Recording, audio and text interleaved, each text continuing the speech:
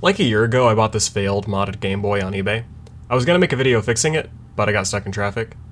The original modder added a backlight, a Biver, and a Pro Sound mod, but the finished product came out kinda rough.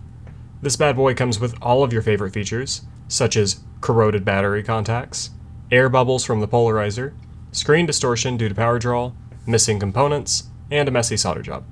Anyways, let's start poking it and see what we learn. I've been able to get it to turn on before by doing the little wiggle test with the batteries.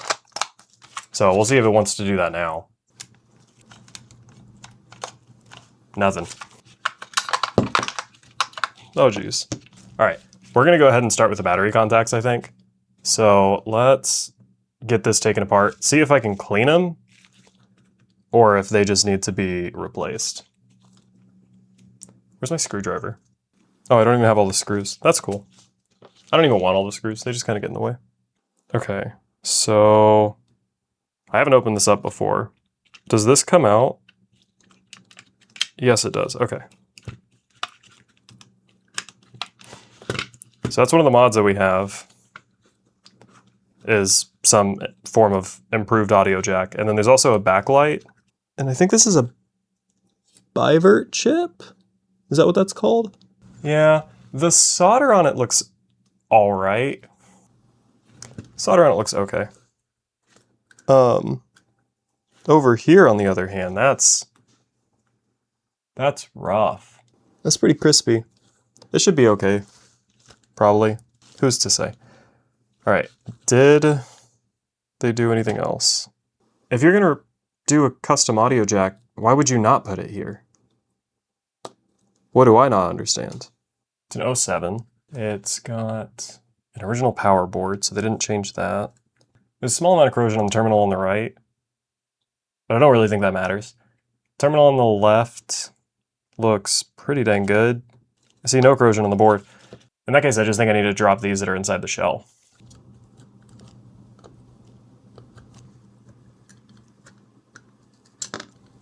This crusty boy does not want to come out.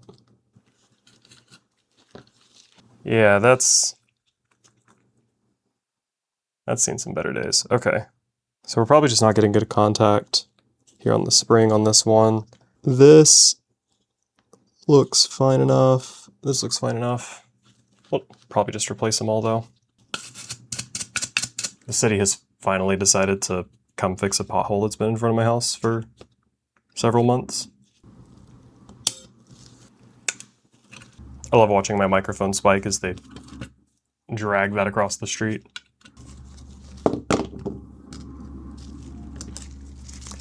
That, my friends, is raw talent. Okay, let's see if that gets us to a bootable state. Okay, how should I do this so that I'm not having fitment issues? Well, we'll just assume that that works out okay. And that it was in focus. Oh. Oh yeah, it's working out okay.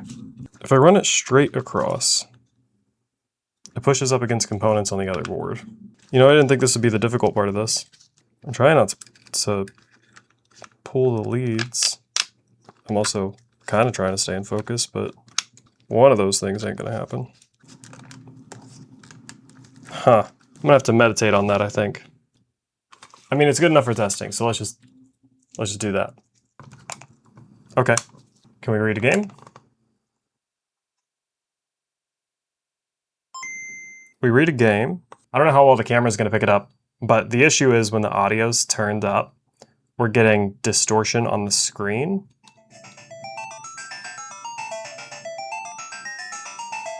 It's not that bad. There's a little bit of sound distortion. It's not as clean as it's supposed to be, I don't think. I think the audio quality is perfectly acceptable. This lead has come off. Of course, it's the shortest lead as well. I hate the soldering job. I'm gonna go ahead and deal with this. I was hoping I wasn't going to, but I can't stand looking at it, so we're gonna deal with that. All right, so what we're gonna do is I'm just gonna go ahead and start off by desoldering this from the board. I've already got a picture of the layout of the wires so I can remember where everything goes. Maybe I'll even color code them this time. But we're gonna go ahead and remove this from the board, clean it. hopefully get some of the char off, and then we'll go ahead and change out the wires.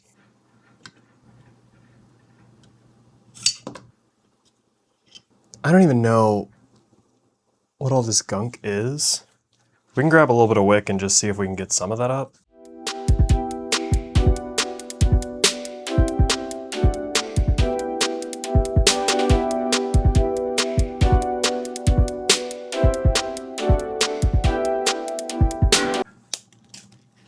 That is gone. Don't know where that went.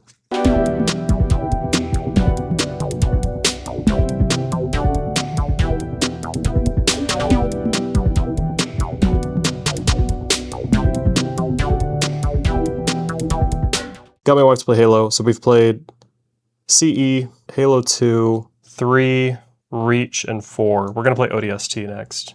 Might be. We should have played it before we went on to 4. I was too curious to see if Halo 4 was as bad as I remember. And you know what? I'm a big man. I make mistakes. I'm a hater. That game is not nearly as bad as it was in my memory. So, if I were to tell you that I'm an idiot that makes mistakes multiple times in a row, what would you say to that? She's now just 100%ing Anniversary Edition. She's going about finding every skull, finding every terminal, and I know what happens next. I have a feeling I'm about to do a lasso run with my wife that's never done one. I'm not looking forward to Halo 2. What's the best way for me to do this? I don't have a way to mount this. It's too small for anything I have. I mean, I imagine just a little bit of direct heat. Oh, right. Probably helps with the irons on. Crank that heat for me. Crank that heat for me.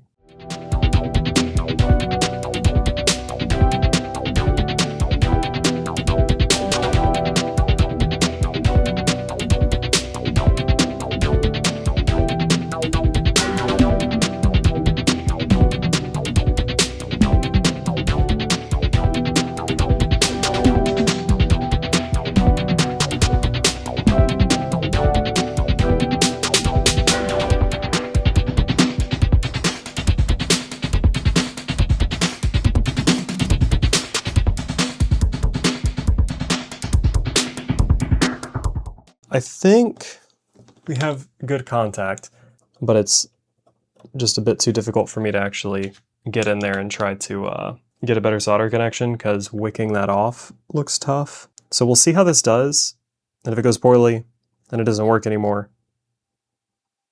Whoops. Let's trim the excess leads off here. And I'm just gonna wipe this down with IPA. Got everything clamped up. Now we're just gonna go ahead and solder the leads back onto the board.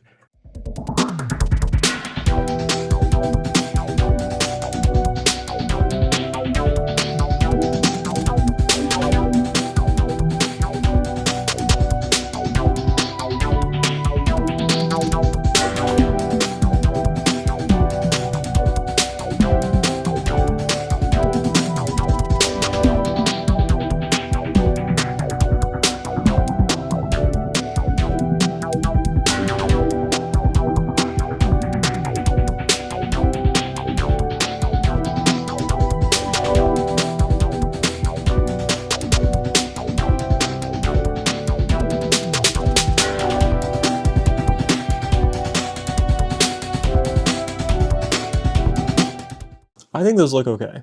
It's kind of awkward to solder them in at that angle. I'm a whole lot happier with that than how it came in. Now, will it fit? Will it be able to reach all the way down? No clue. Let's do a test fit and find out. And I did give us plenty of cable run in there, so we're not forced to go across anything. Still reads the game.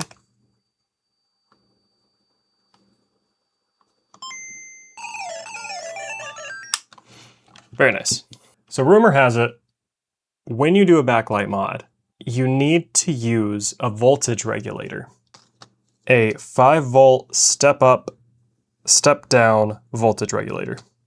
So I found one. The problem is it's not getting consistent power is what I think the issue is. And this solves that. So if it gets too much power, it brings it down to 5 volts. If it gets too little, it steps it up to 5 volts. I don't know. I know nothing about this. I had a quick once over on this board just to kind of get a sense of what I'm looking at. We got a lot to do here, dudes. I figured out the backlight that we have. It looks to me like it's the handheld Legend V3. It's got built-in resistors on the ribbon cable underneath. So I shouldn't need to install a resistor on this line. Whoever worked on this went above and beyond and doing some other weird stuff. So they removed the LED right here, which, I mean, not the biggest deal in the world. But it looks like they also broke the screen holder, and I'm not real sure why. I know some people like to cut out a bit for the ribbon cable for the backlight. I mean, dude just broke half of it off. So if it's possible without desoldering everything, I want to replace the screen holder. I think we want to get an LED back in here.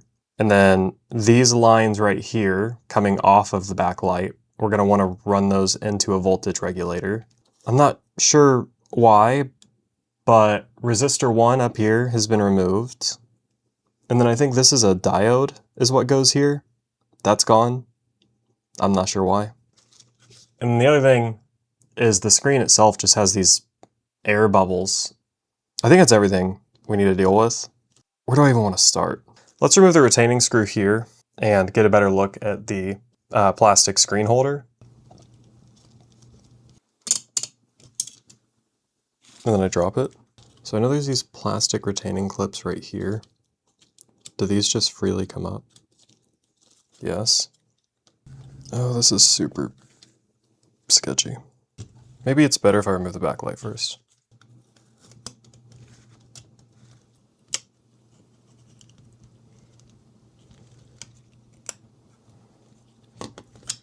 Okay. There's the backlight.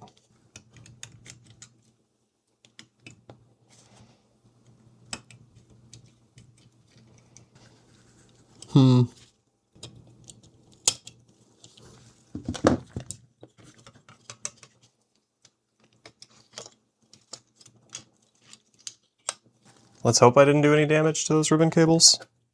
So what's the best way for me to get this in place? Do I have to actually desolder this if I want to? I do. If that's the case, how much of this would I need to cut away? It seems as though we kind of naturally rest here.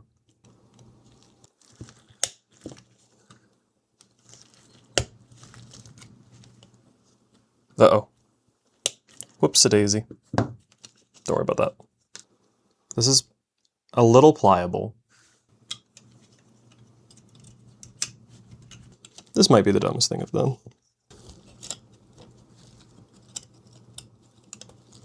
Okay. Now I just need to figure out how to get this leg in here. This works.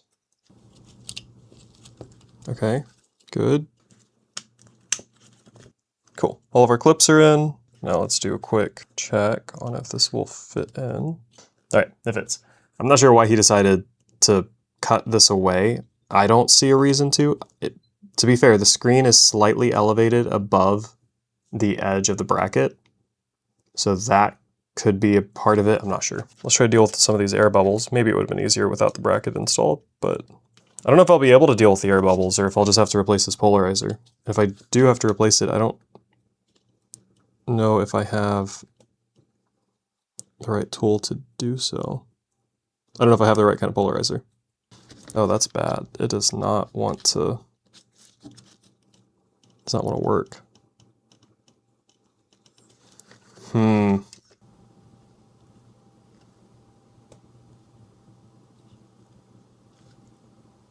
Ah, I wasn't filming. I don't know how much of that was on camera. Well, we got the protective film that comes pre-installed on this. We got that off on one side. Took this out. I've kind of poked at this corner down here where it won't be visible. And I don't think there's another protective layer on this. If there is, I'm just not getting it. But there's these weird dents and divots that still kind of look like there might be. I'm not getting anything to come up, and I don't really want to damage this, so we're going to wipe it down, slot it back in, and then see if we still end up with those air bubbles. I'm just gonna gently wipe this down. Yeah, I did a little bit of damage to the edge. Good news is I think that's gonna be out of sight because it'll be down there at the bottom. And now we can just wipe down the backlight a little bit. I don't want any dust trapped in here. There's quite a bit of dust on it.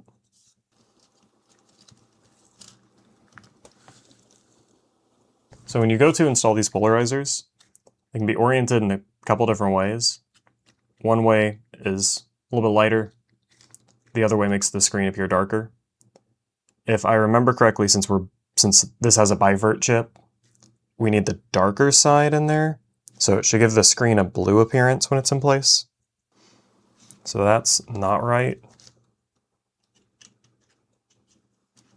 That is right.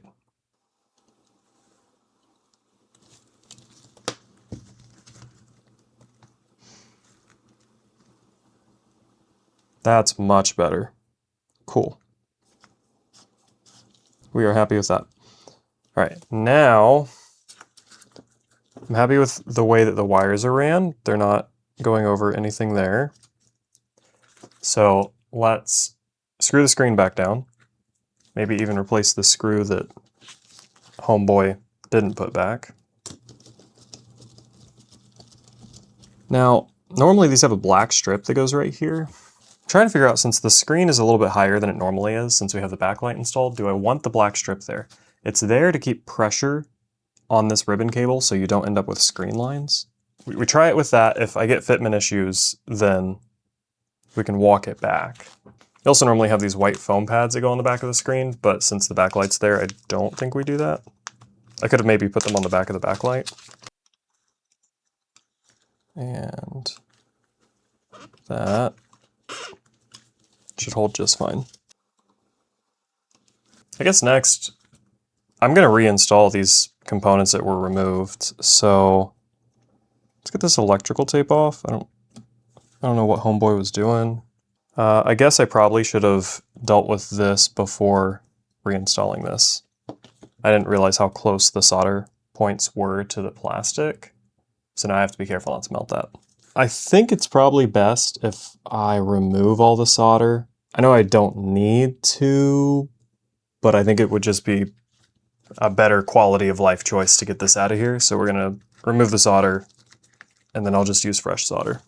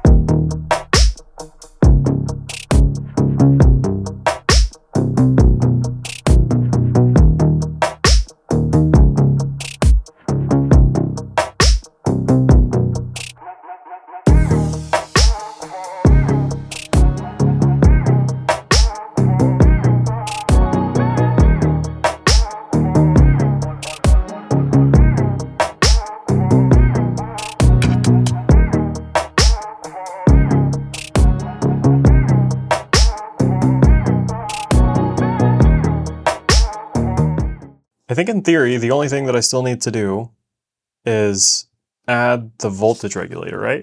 I'll talk about this a little bit. I'm probably not the best resource. We're gonna use a 5-volt step up, step down voltage regulator, or a buck boost. The exact one that I have is from Polulu, S7V7F5. I'm a little bummed because it needs to connect to the main power board, this power board right here, and it obviously needs to connect to the backlight. So we end up in this weird situation where I have to figure out how to get these to connect. They're just gonna have to be soldered together, right? So I'm gonna have to solder this board to this one, basically, is what I'm understanding, which sucks. I don't want to do that. I looked around at some different posts. I found a whole bunch of different written articles about what to do with voltage regulator. I couldn't find a video. I found a picture, but the picture makes no sense to me because they actually install it directly on this board and it doesn't connect to the power board. And I don't quite understand how that works. I think we're going to go with my gut and we're going to connect to the power board. This will be fun and super annoying, I'm sure. We'll go ahead and connect these back up to this capacitor, do a quick test, see if it works as it is, and then from there, I can go ahead and install the voltage regulator.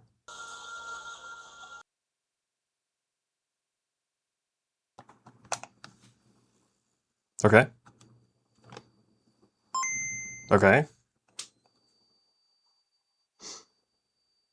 Screen looks better. Yeah. So when the sound is turned up, there's a whole lot of distortion on the screen.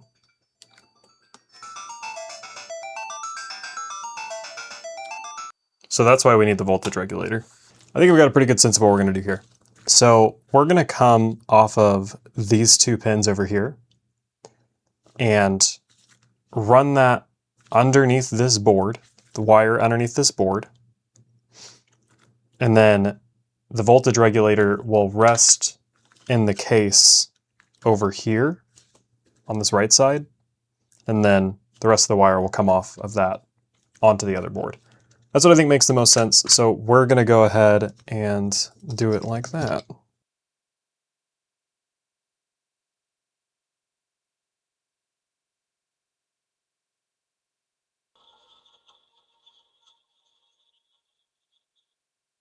We have voltage coming off the board. That goes to the voltage N over here. And then we have the neutral line running all the way through. This is probably entirely too much wire. I'll probably cut it down and then resolder this once it's in place. But for now, it's like this so that I can actually get it in the board and get it in the case so that I see that I like where it is. So what we're doing is we're running these two wires across the top of the battery compartment, I hope. So now that leaves me with the intel of how much wire I actually need. So obviously we can do with a whole lot less. If this is going here, I only need about this much. Probably shouldn't have even soldered this at all. I probably should have just run the wire and then done. This was stupid. I just created an extra step. You're welcome. Now you get to see me do it again. I know you guys always feel like I don't do the same thing multiple times enough. Let's bring us about here.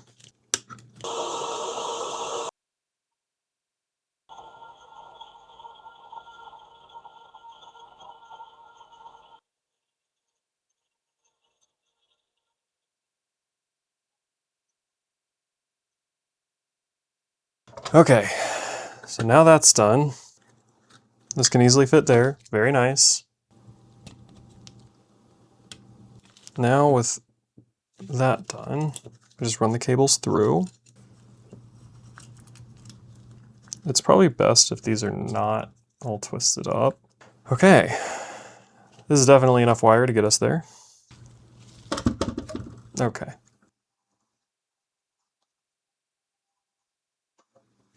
Ground goes in the same connection as the first ground.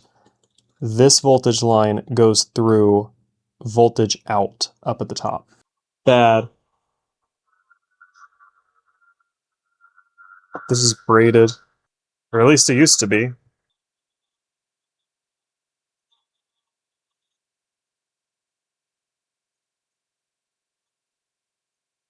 I've got some solder blob action going on, but I think it's okay. Let's clean this up just a little bit. It's actually really hard to solder something this small when it's not stationary. I thought it'd be fine to solder something this size, but I failed to account for the fact that I can't really clamp it properly. So now we just have to reassemble our abomination and see if it works. This is gonna be the most cursed reassembly I've ever done. Oh, right. I owe this thing a bunch of screws. Oh, this is about to be so annoying. So first let's get this bent so it just kind of wants to go in there. And then This has to go here. These cables want to come up around this post. They told me they do. No, stay in there. All right. Cool. No weird fitment issues. Let's just hope it turns on. I had to do a lot of weird stuff to this thing. Oh my god, that looks... Whoa! So music all the way up, we weren't getting any issues. It's like blue, which I think is what it was supposed to be the entire time. That works so much better than it did before. Holy cow. How does it look so different? On this voltage outline right here, we're going to install a resistor. So the handheld Legend V3 has built-in resistors. Typically when you install a backlight, they don't have those, so you have to install a 100 ohm resistor. But this one has them built in, so I didn't think that we'd need them. That being said, I still think that the backlight is just way too bright, and it's got to come down quite a bit. I don't think a 100 ohm resistor is going to be enough, so I've got a 220 ohm, and we're going to start with that, see how it looks, and then hopefully we'll get it in one try. If not, we can go up a little bit, we can go down a little bit. I have quite a few resistors to pick from. I'm pretty sure it does need to be the voltage out, so that's what we're going to do. And then we'll put a piece of, we'll put some heat shrink around the cable and the resistor to kind of hold everything in place and protect it from shorting out against anything. So what I didn't know how to explain at the time is that the colors just kind of looked off. I assumed it had something to do with the backlight being too bright and it was just washing everything out. So I decided to use resistors to reduce the brightness and hopefully end up with something that looked right. I'm going to explain this better later in the video, but that's why we also turn our attention to the Biver chip here. Okay, so we used a 220 ohm resistor before.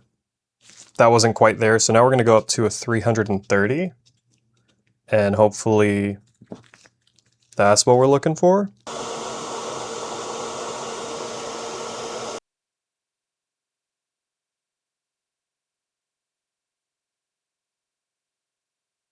All right, let's see how we feel about that. We'll just put the heat shrink in place so that we don't short anything. Yeah, so I just realized that I soldered with the batteries still in, so this is just bricked now. Whoops.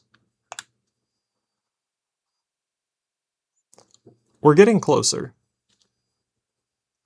Man, all right, so we're gonna go up to the 470, but I'm tempted to like jump up even more than that and probably get close to like 1,000.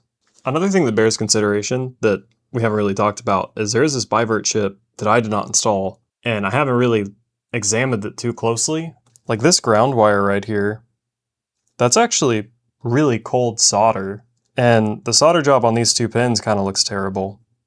I don't know if any issues I'm getting are related to that, but I probably should go ahead and reflow these, just so that way I know that it's been done well, because this is obviously not good on the ground. I think it's passable on the two legs right here, but they probably could use a little bit more solder. So I'll go ahead and do that, and then we are just going to step up to 1,000 ohms.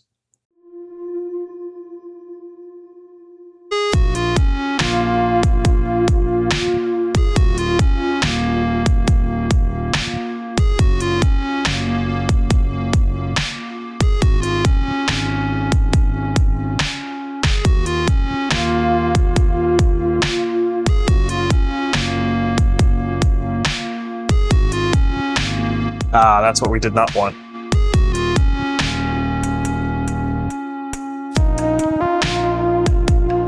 All right, we got away with it. And then I did it again.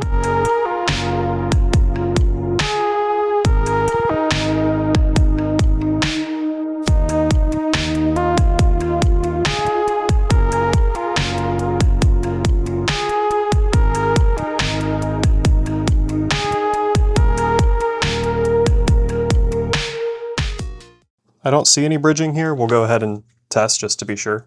All right, if they're bridged, I'll get a beep. I just want to really make sure I'm getting good contact on these.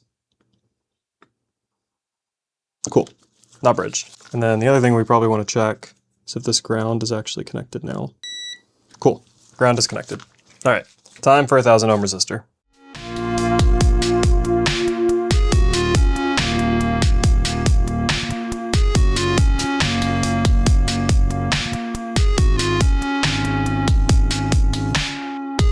And the wire came off for the Pro Sound mod.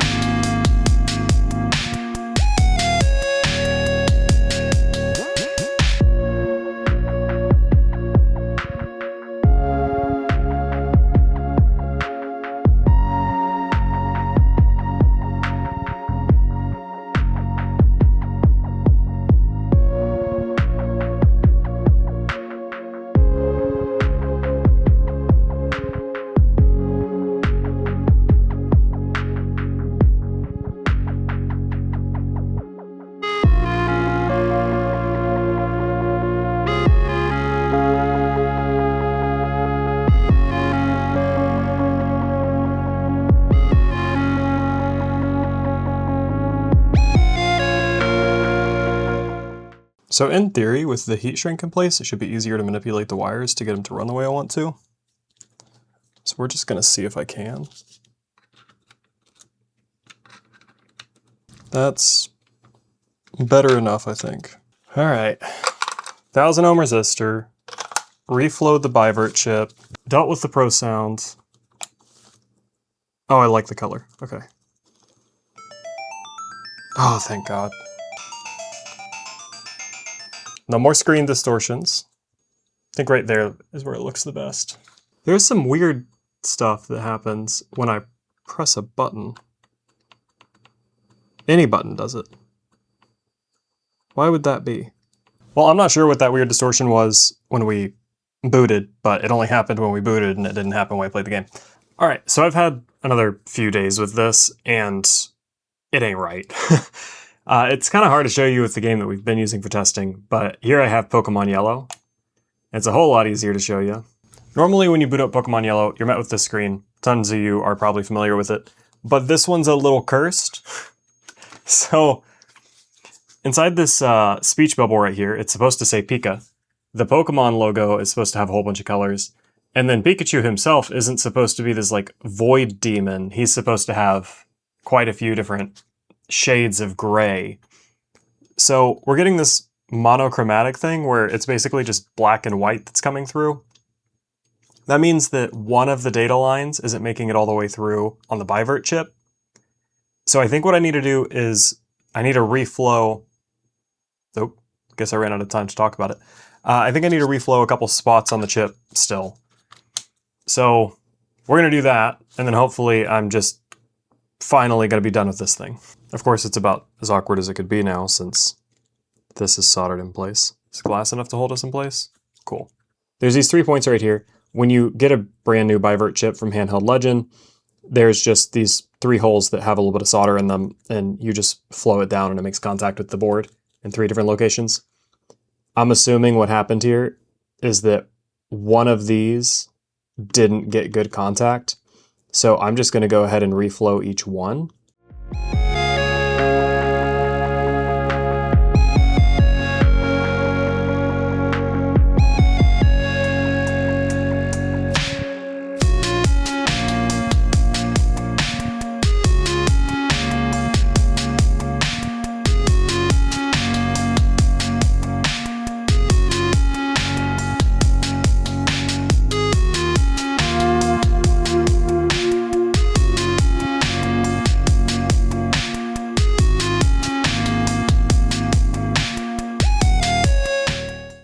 All right, and now we're just making sure that we don't see a Void Demon Pikachu. Oh, that's not good. Oh, okay, so now that all the colors are coming through, that 1000 ohm resistor is way too much. Because the screen's on. Oh, but there's actually contrast. Okay. All right, cool. Woo! All right. Sick. I thought that I was just gonna forever be working on this and it was gonna ruin my life. All right, so now let's drop that resistor out, see what we're working with. I think this is how I did this before. I don't know why I thought that I needed to prop up that other side this time. The heat shrink. Okay.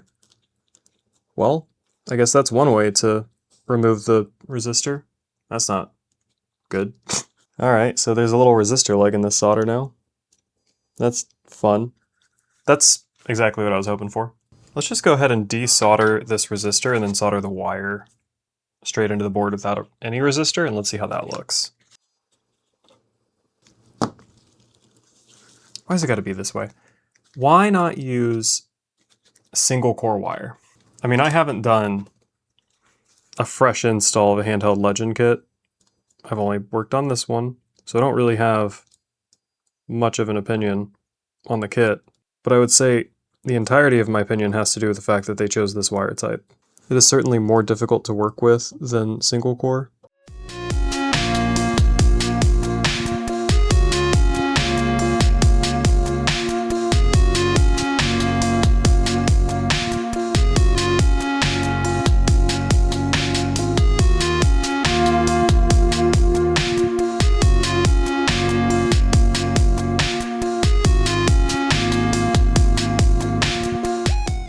So the reason that I decided to put heat shrink on those two is because they had just a little bit too much wire exposed, so I wasn't happy with that.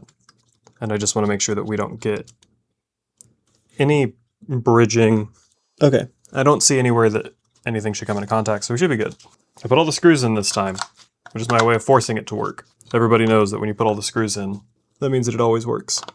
We'll stick with Pokemon Yellow, since I think it's easier to tell if it's right. It's a lot brighter, that's for sure. It is so difficult to tell from my perspective how it looks on camera. In person, it looks great. No distortion from the audio. The shading on Pikachu looks really good. Oh man, it looks terrible on the camera. What? Okay, in person, this actually looks like really good. That's weird. What if I zoom out? Does it still look terrible for you guys? I mean, even on camera where it doesn't look as good, I guess it looks okay on camera, but even on camera where it doesn't look as good, you can see that where we're supposed to have... My timing's not real good with this kind of thing. We'll just do this again. I got time. What are you guys doing later? Oh, you're gonna like and subscribe? That's what you're doing later? Sick. So even on camera where it doesn't look as good for some reason, you can see that we actually have the lettering where it says Pika up here. Pikachu's no longer a void demon. Like the whole thing is just all around better. And actually, like, Pikachu even looks a little yellow in person. That's crazy. We can see what this other game looks like now that screen good. I can actually read that now. That's sick. Oh, and the weird thing that was happening with the D-pad isn't happening anymore. When I push buttons, I don't get that distortion. Oh man, this looks really good. Like, I might actually have to flesh out my gameboy collection now, because I mess with this. Let me know what you think down in the comment section below. Do you think the original modder did a good job? Do you think I did a good job? Do you think anybody did a good job? Or is this thing just junk? I'm actually really happy with it now. There's some things that I'd still like to do with this in the future. I think it's pretty likely that I'm gonna do some kind of pin style connector for the power regulator, so that way I can just detach it instead of having to deal with soldering this each time. The Pro Sound mod might get changed out for a different version where it's just a board swap down here at the bottom. There's a couple other things I might be interested in doing with this. If you have any ideas on what I should do with this next, let me know down in the comment section below. And if you enjoyed the video, leave a like, and if you'd like to see more content just like this, consider subscribing, and I will see you guys in the next video.